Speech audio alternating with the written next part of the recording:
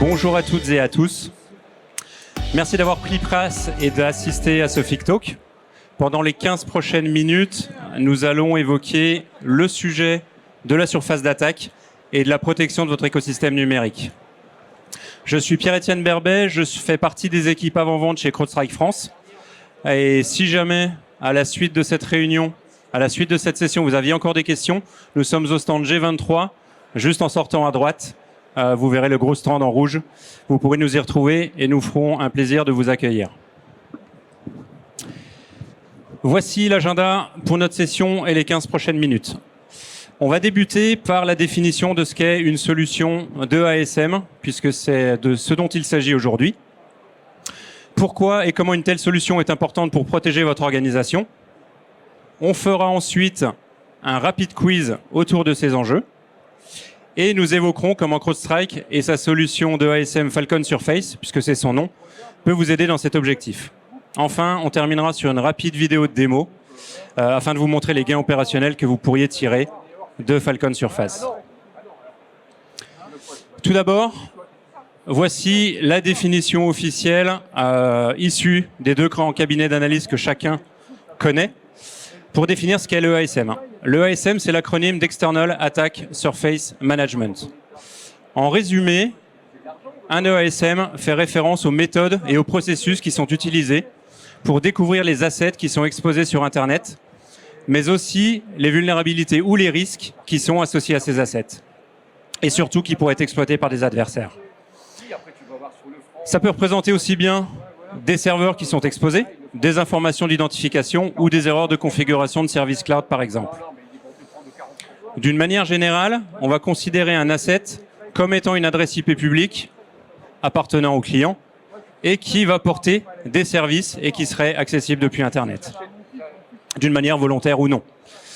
Ces assets, ça peut être des bases de données, ça peut être des serveurs virtuels, ça peut être des environnements applicatifs, des outils de développement, des protocoles d'accès distant comme SSH ou RDP, des applications web, des noms de domaine, des certificats SSL. Tout ça, ça fait partie du type d'asset que la solution va être capable d'inventorier et de découvrir à votre place. Ces assets, ils peuvent être localisés on-prem, dans le cloud ou de manière hybride, au travers des partenaires avec qui vous échangez quotidiennement. Et in fine, ces assets peuvent représenter un risque important, puisqu'ils sont exposés sur Internet par définition, et ça peut représenter un accès direct à votre réseau ou à des données potentiellement sensibles. L'écosystème numérique d'une entreprise évolue en permanence par l'adoption de services digitaux, par une transformation digitale de plus en plus importante et par l'utilisation de services SaaS. CrowdStrike en fait partie. On propose des solutions qui sont 100% cloud et c'est vraiment une tendance aujourd'hui de voir que ces solutions prennent de plus en plus de place dans un écosystème client. On va passer à un rapide quiz.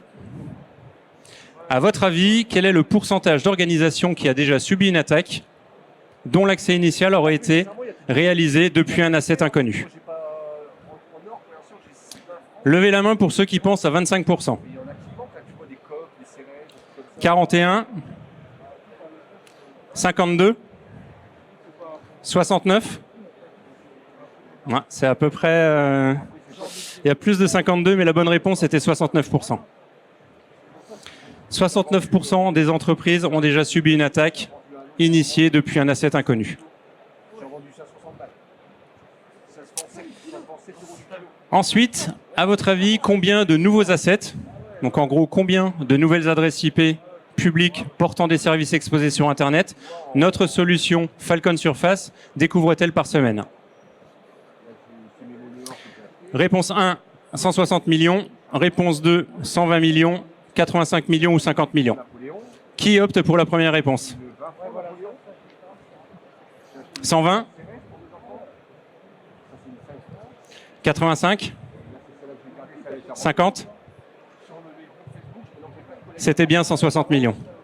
On découvre, la solution découvre 160 millions de nouveaux assets par semaine d'adresses IP portant des services nouvellement découverts par semaine et ingérés par la solution. En résumé, avant de passer à la démonstration, Pourquoi Falcon Surface pourrait vous aider à progresser dans cette protection de vos assets exposés et améliorer votre posture? Tout d'abord, parce que nous scannons en permanence Internet et on stocke les données brutes récupérées dans un data lake.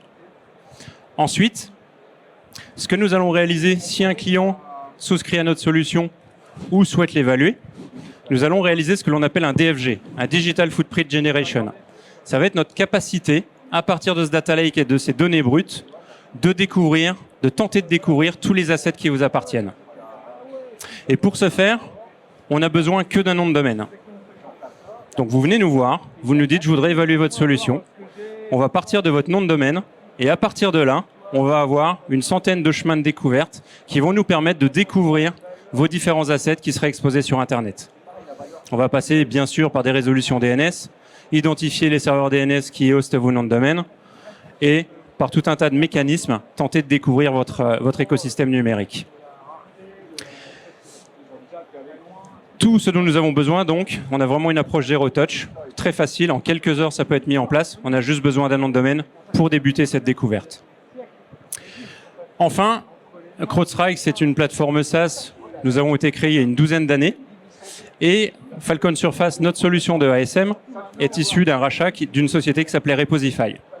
Nous visons aujourd'hui à intégrer cette solution au sein de la plateforme Falcon avec une intégration beaucoup plus poussée, notamment pour unifier la visibilité sur les vulnérabilités qui porteraient sur vos différents assets au travers de la solution Falcon Spotlight si vous la connaissez.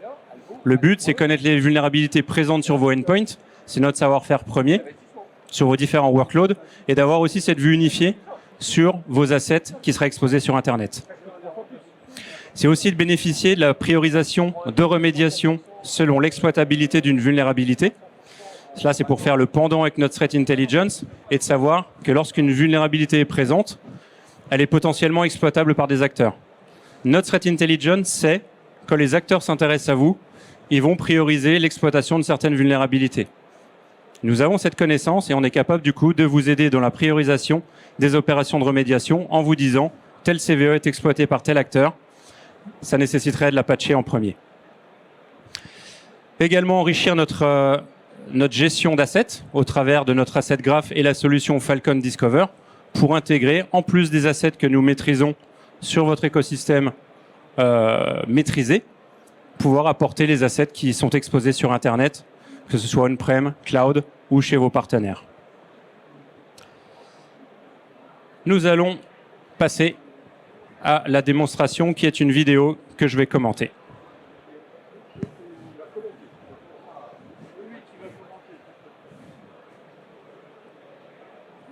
Effet démo.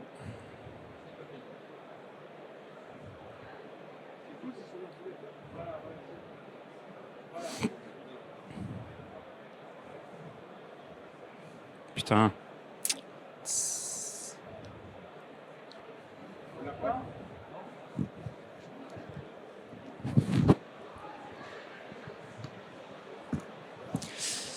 Voici une des principales vues de la solution Falcon Surface où on va retrouver un dashboard qui va nous indiquer en fait des tendances qui vont permettre d'illustrer par exemple le nombre d'assets disponibles que nous avons découvert par rapport à votre écosystème versus le nombre d'assets qui seraient exposés sur Internet.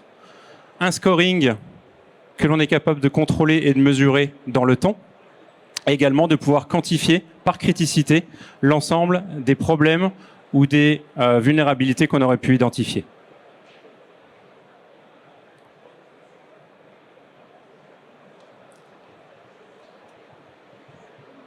Ah.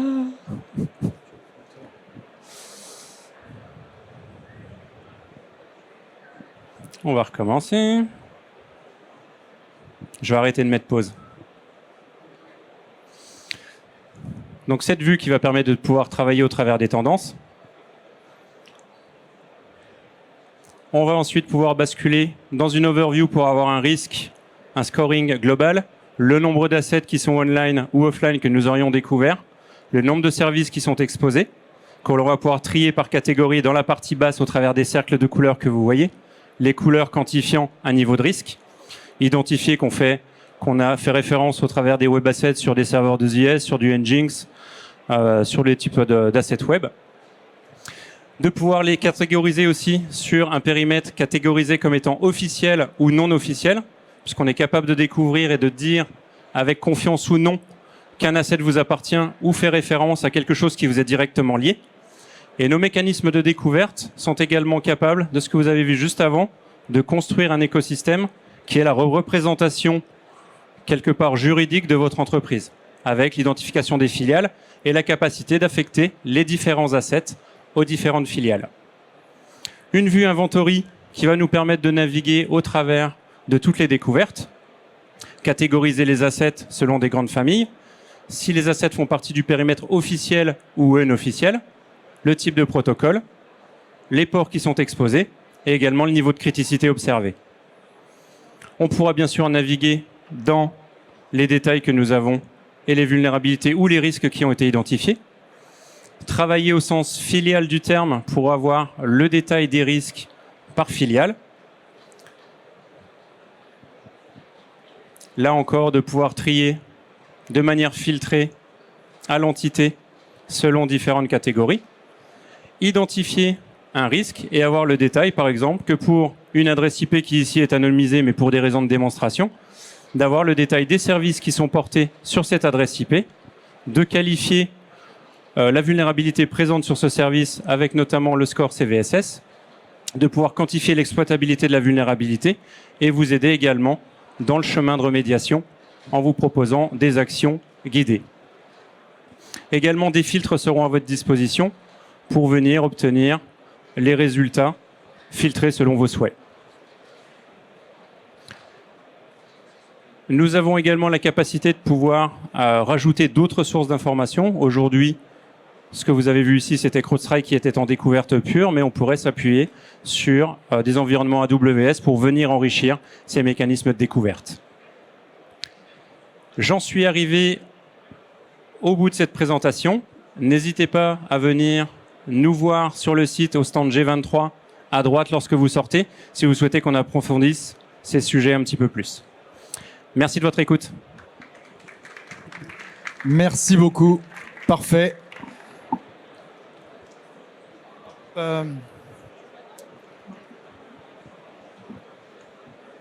Alors nous marquons une petite pause sur cet espace pour reprendre la suite des interventions et rendez-vous à 15h55. Merci beaucoup.